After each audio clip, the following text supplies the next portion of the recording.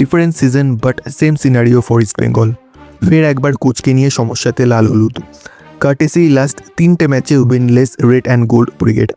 Last ম্যাচে ঘরের মাঠে কেরালা ব্লাস্টার্সের এগেনস্টে এগিয়ে থেকেও ইনজুরি টাইমে গোল কনসিড করে 2 পয়েন্ট মাঠেই ফেলে চলে আসতে হলো তাদের। আর এরপর থেকেই কোচ অস্কার বুজোর ওপর ক্ষোভ উগড়ে দিয়েছেন ইস্টবেঙ্গল কর্মকর্তা দেবব্রত সরকার। টিম বাস আর অস্কার বুজোকে গো ব্যাক স্লোগান সাপোর্টার্সদের, যেমনটা আমরা আইএসএলে ইস্টবেঙ্গলের ডেবিউ করার পর থেকে প্রায় প্রত্যেকটা সিজনেই দেখতে পাই।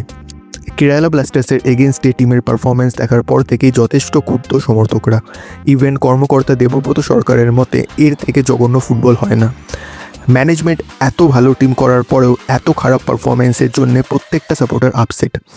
এবারে কথা হচ্ছে, তাহলে কি ফের একবার কোনো নতুন কোচকে ধরে আনবে ক্লাব? আবার সে খারাপ পারফর্ম করবে, আবার সেই গো ব্যাক স্লোগান, আর তারপরে ফের একবার নতুন কোচ।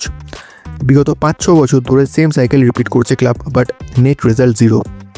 এদিকে 13ই মার্চ প্রেস কনফারেন্সে ইস্টবেঙ্গল ম্যানেজমেন্টকে নিয়ে করা অস্কার বুজোর কমেন্ট যে ক্লাবের মধ্যে থাকা কিছু মানুষ ক্লাবের ভালো চায় না, আর তারাই নাকি সাপোর্টার্সদের টিম আর কোচের এগেনস্টে উস্কায়। এই কমেন্ট থেকেই বোঝা যায় যে অস্কারের সাথে টিমের ম্যানেজমেন্টের একটা রিফট অলরেডি শুরু হয়ে গেছে। আগামী 1-2 ম্যাচে যদি ইস্টবেঙ্গল জয়ের রাস্তায় ফিরে আসতে না পারে, তাহলে তাকে স্যাক করতে দুবারও ভাববে না ক্লাব। বাট নিতু সরকারের মতে এই ডিসিশন তাদের হাতে নেই, এটা আছে কোম্পানির হাতে। মানে তাদের হাতে থাকলে হয়তো আজকেই অস্কারের লাস্ট ম্যাচ হতো ক্লাবে। এর মধ্যে আবার একটা মজার ব্যাপার হচ্ছে, ইস্টবেঙ্গলের আজ রাইভালসরা বিক্রি হয়ে গেছে এই স্লোগান তোলার পরে আজকের ডেটে দাঁড়িয়ে ইস্টবেঙ্গল কর্মকর্তারা নিজেরাই এক প্রকার ক্ষমতাচ্যুত। যাই হোক, এখানে আমার একটা বক্তব্য আছে, দ্যাট ইজ বিগত 5 বছরে ইন্টিরিয়াম আর অফিসিয়াল কোচ মিলিয়ে 8 জন কোচ বদলেছে ক্লাব। এখান থেকে অ্যাটলিস্ট একটা শিক্ষিত ম্যানেজমেন্টে নেওয়া উচিত যে বারবার কোচ বদলানোটা ইজ নট আ সলিউশন। আমরা যদি ইপিএলে আর্সেনালের দিকে তাকাই, তাহলে দেখব মিকেল আর্টেটা প্রায় 7 বছর ধরে ট্রাস্ট দ্য প্রসেস বেঁচেই কাটিয়ে দিলেন।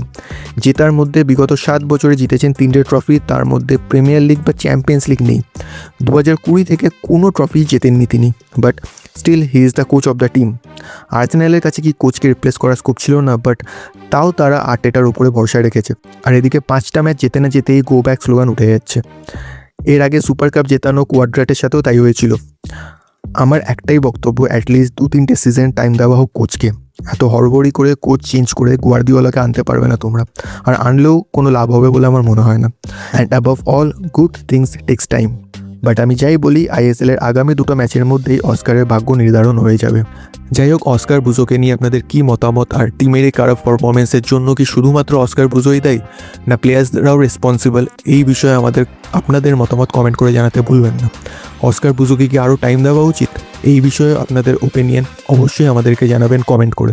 ভিডিওটা ভালো লাগলে লাইক করবেন এবং ডে টু ডে স্পোর্টিং আপডেটসের জন্য অবশ্যই স্পোর্টিবংকে সাবস্ক্রাইব করবেন। পরের ভিডিও নিয়ে খুব তাড়াতাড়ি ফিরে আসবো, তাই স্পোর্টিবংয়ের সাথে থাকুন।